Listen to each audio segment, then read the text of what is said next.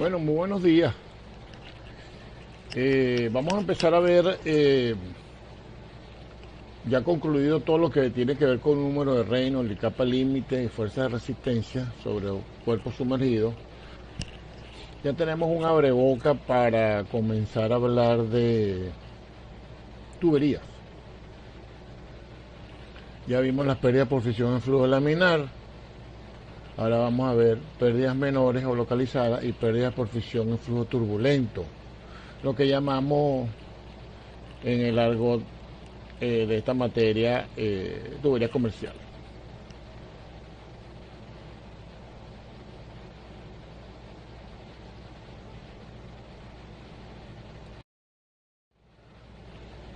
Tengo algunas notas relacionadas con las pérdidas menores que quiero compartir con ustedes.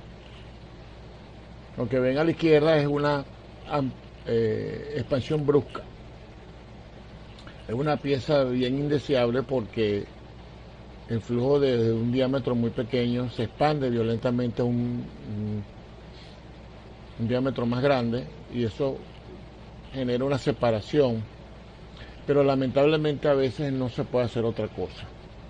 Cambio de material, razones constructivas o arquitectónicas, obligan a utilizar una pieza en muy corto espacio. Un anillo de unión entre dos materiales diferentes puede generar este tipo de piezas. Las pérdidas que se presentan, dice el párrafo, debidas a codos, bifurcaciones, juntas de unión, válvulas, Y, T, expansiones y contracciones, sean bruscas o graduales, se llaman pérdidas menores o localizadas. Este es un nombre que no es a veces muy correcto porque las pérdidas localizadas pueden llegar a ser más importantes o tan importantes como las pérdidas de roce si el trazado es muy grande y muy accidentado. Recuerden que la tubería no es infinitamente larga, el trazado tiene desviaciones, cambio de elevación, cambio de material y se necesita para su control una cantidad de dispositivos, control y regulación. Y entonces esto a veces puede acumular pérdidas importantes. En casi todos los casos las pérdidas menores se determinan experimentalmente. Sin embargo, hay una expresión importante que es la pérdida debida a la expansión brusca que ven a la izquierda, que dice que H sub L, que es como vamos a denotar a las pérdidas menores, es igual a K, B sub 1 al cuadrado sobre 2E. Perdón.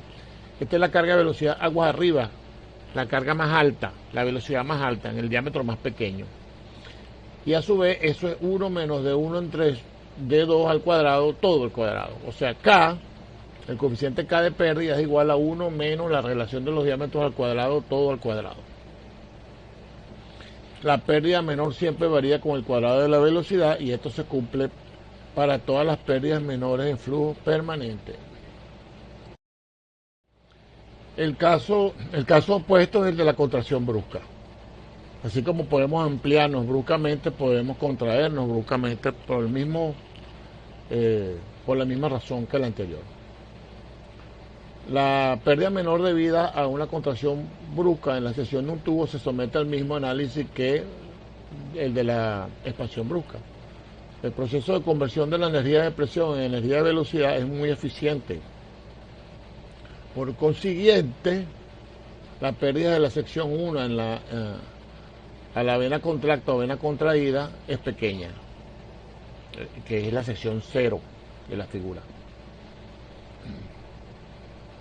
Comparada con la pérdida entre la sección 0 y la sección 2, donde la energía cinética se vuelve a convertir en energía de presión. Fíjate que hay una separación ahí en 0 y el flujo se comprime, se contrae. Entonces H sub L va a ser la B sub 0 menos B sub 2 al cuadrado sobre 2E. Pero también se puede decir, en función de la carga de velocidad aguas abajo, que H sub L es 1 sobre C sub C menos 1, todo al cuadrado, B sub 2 al cuadrado sobre 2E. Fíjense que la carga de velocidad que interviene nuevamente es la mayor, que es la que está aguas abajo con el diámetro más pequeño. Y esa C sub C viene dado en la tabla siguiente. Aquí está no se sucede los coeficientes de contracción de la ecuación interior determinados por Weisbach en base a la relación de las áreas. En función de A sub 2 sobre A sub 1, me da un C sub C. Fíjense que cuando la relación es 1, el C sub C es 1. O sea, no hay afectación. Y cuando es 0,1 es más del 60%. ¿Ok? La pérdida de la entrada de un tubo desde un tanque o depósito o embalse se toma generalmente como 0,5 B al cuadrado, B al cuadrado sobre 2, B cuadrado sobre 2G. Esto tiene un error allí, dice B cuadrado sobre segundo. Eso es siempre en función de la carga de velocidad. Tengo que corregir eso. 0,5 B cuadrado sobre 2G. Si la entrada no es abocinada, es decir, si la entrada es en arista viva. Para entradas abocinadas, los coeficientes K varían entre 0,01 y 0,05, que multiplica la carga de velocidades, y se puede encontrar en varios diagramas. Por supuesto, dependiendo del radio de la bocina, ese K será mayor o menor. Para aperturas reentrantes, como los tubos que entran dentro del depósito, una boquilla de borda, por ejemplo, que es un nipple que entra dentro del tanque, la pérdida se considera 1 B cuadrado sobre 2G. O sea, el K es 1 cuando las paredes son delgadas.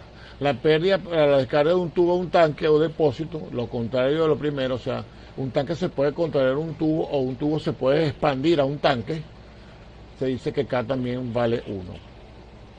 Las pérdidas debido a expansiones graduales han sido investigadas experimentalmente y se resumen los coeficientes de pérdida K para varios tipos de dispositivos en la siguiente tabla. Fíjense que aquí está válvula esférica, todas totalmente abiertas, válvula de ángulo, válvula de seguridad o cierre rápido, válvula de compuerta, codo en retroceso, empalme normal en T y codo de 90 grados, rayo normal, rayo medio y rayo grande. Aquí pueden incluir un codo de 45 grados, tiene una K de aproximadamente 0,30, 0,34 aproximadamente.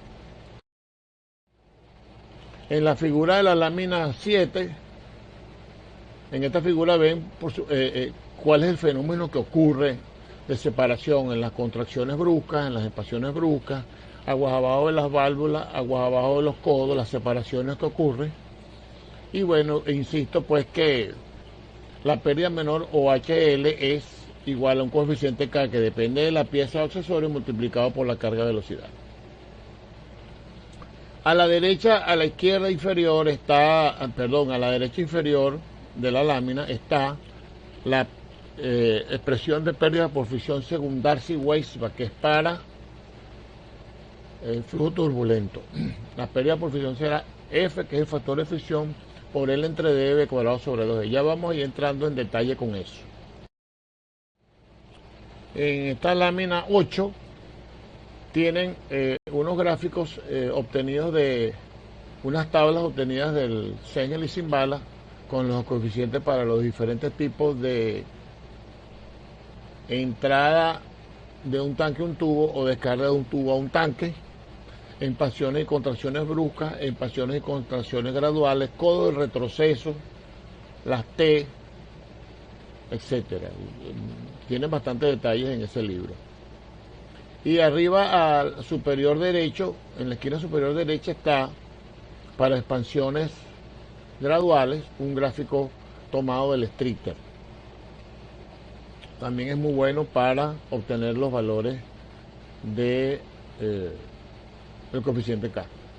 Ahí en estas curvas, bueno, por supuesto usted puede hacer una interpolación.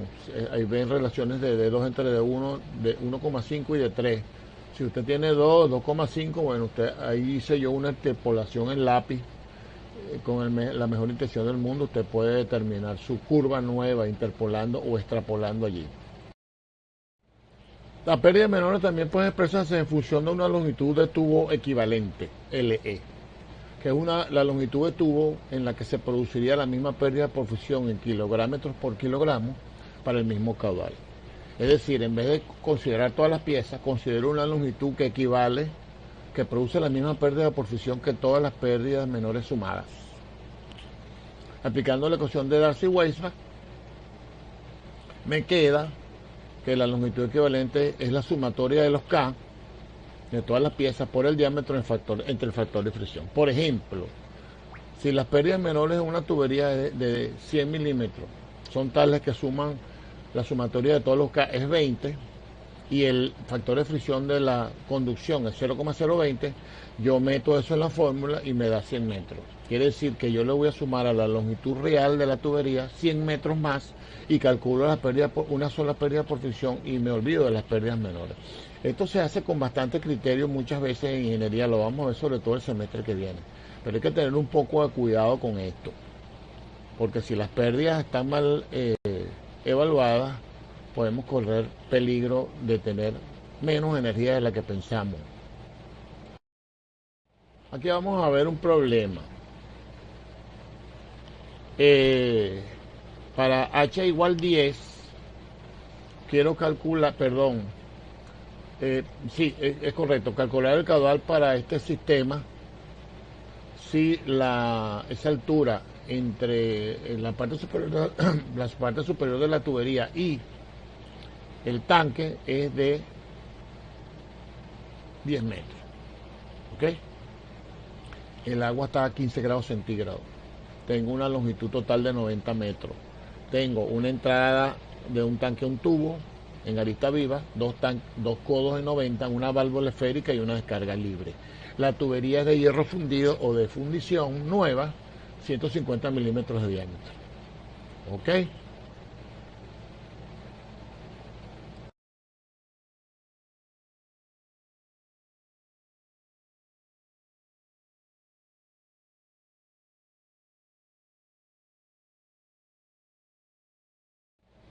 De todas maneras, había olvidado que este problema es mejor resolverlo después que hayamos visto lo que viene a continuación, porque hay que manejar una cantidad de aspectos que no hemos visto todavía. Entonces vamos a hablar de stand-by. Al final de la presentación vuelvo a introducir el problema.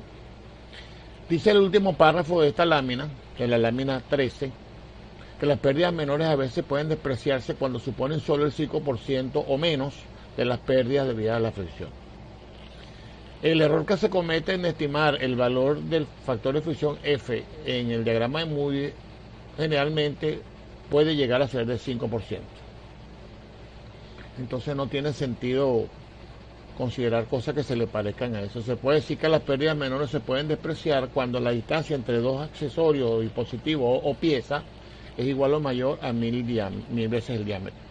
Si usted tiene dos codos y en ese tramo puede despreciar las pérdidas menores de esos dos codos si la distancia entre ellos es mayor a 1000 veces el diámetro de la tubería. Flujo en tuberías. Aquí empezamos a entrar en materia interesante.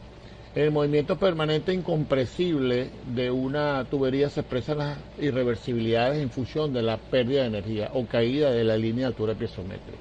Eso tiene que haberlo ustedes visto en Fluidos 1. La línea de altura piezométrica está P sobre gamma por encima del eje de la tubería y Z es la cota de elevación del eje de la tubería referido a un datum.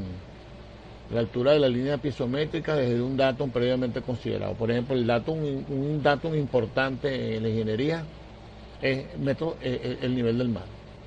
La cota de operación del embalse de Guri la cota normal es 271 metros sobre el nivel del mar. El datum es el nivel del mar. La altura piezométrica será la carga de presión P más gamma más Z, que es la elevación del eje. Y la altura total estará por encima de la altura piezométrica B cuadrado sobre 2D para completar la ecuación de energía como la conocemos. Las pérdidas ocasionan que esta línea caiga en la dirección del flujo. La fórmula de Darcy-Weisbach para la pérdida de energía mecánica en flujo permanente es F, factor de fricción, por L entre dB cuadrado sobre 2D, siendo HF la pérdida de energía, L la longitud, D el diámetro, V la velocidad media y F es factor de fricción adimensional. Esta ecuación, el resultado es en metros. Esa energía que se pierde es en metros.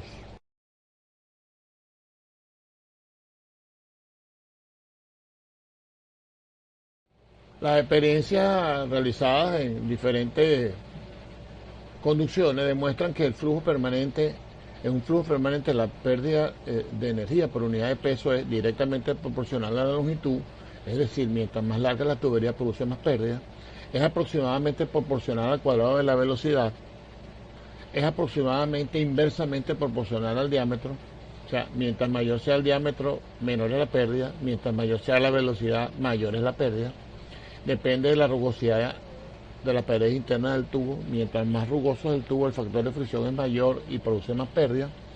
Depende de la densidad y la viscosidad del fluido y es independiente de la presión. La presión no tiene nada que ver, pero la viscosidad sí. No es lo mismo transportar crudo pesado que agua potable. La pérdida de energía es mayor y necesito mayor energía para compensar las pérdidas y tener una presión suficiente en el servicio. En la lámina 17 dice que el coeficiente de fricción depende de la velocidad, el diámetro, la densidad y la viscosidad. Y ciertas características de la rugosidad de la pared que se designan como epsilon, epsilon prima y m. Epsilon es una medida del tamaño del grano de rugosidad y tiene dimensiones de longitud, milímetros, por ejemplo. Epsilon prima es una medida de localización o disposición de los elementos de rugosidad y tiene también dimensiones de longitud, puede ser milímetros. M es un factor de forma que depende de la forma de los elementos individuales de rugosidad y no tiene dimensión. O sea, M indica si son romboides, si son redondos, si son cuadrados. El coeficiente F depende entonces de 7 magnitudes, como ven abajo: V, D, Rho, mu, epsilon, epsilon prima y m. Pero el factor de fricción es adimensional. Debe depender entonces de parámetros adimensionales que se pueden formar agrupando convenientemente estas 7 magnitudes. Bueno, ahí ven, V, D, Rho y mu es el número de Reynolds. Eso es adimensional. Las tuberías lisas, epsilon y epsilon prima, son iguales a m y son 0, porque no hay grano. Entonces el coeficiente F solo dependerá de 4 dimensiones que se pueden agrupar en el número de Reynolds. Cuando la tubería lisa solo depende del número de Reynolds. ¿Cuáles son las tuberías lisas? Vidrio, plástico, PVC, bronce y cobre. Por su parte, las tuberías rugosas, en la tubería rugosa los términos epsilon y epsilon prima se pueden hacer adimensionales dividiéndolos entre D, que es lo que se llama la rugosidad relativa. Epsilon es la rugosidad absoluta, epsilon sobre D es la relativa. Un gráfico de coeficientes de roce en función del número de Reynolds en un papel logarítmico lo hizo Stanton and Blasius. Eso es hicieron experimentos con tuberías lisas en flujo turbulento y se tuvo una fórmula empírica para Reynolds hasta 100.000.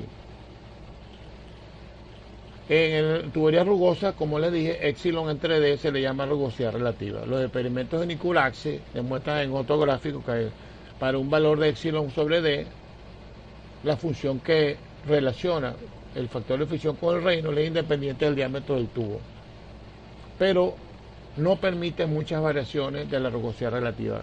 Hubo muchísimos investigadores que hicieron en laboratorios experiencias para determinar el factor de fricción para la ecuación de Darcy-Weisbach, pero para sectores pequeños, pocos números de Reynolds, rango muy pequeño. Vamos a ver en la clase siguiente que Moody creó un diagrama donde agrupa todas esas investigaciones y es una cosa mucho más completa, que es lo que vamos a usar nosotros hasta el cansancio en esta parte de la materia.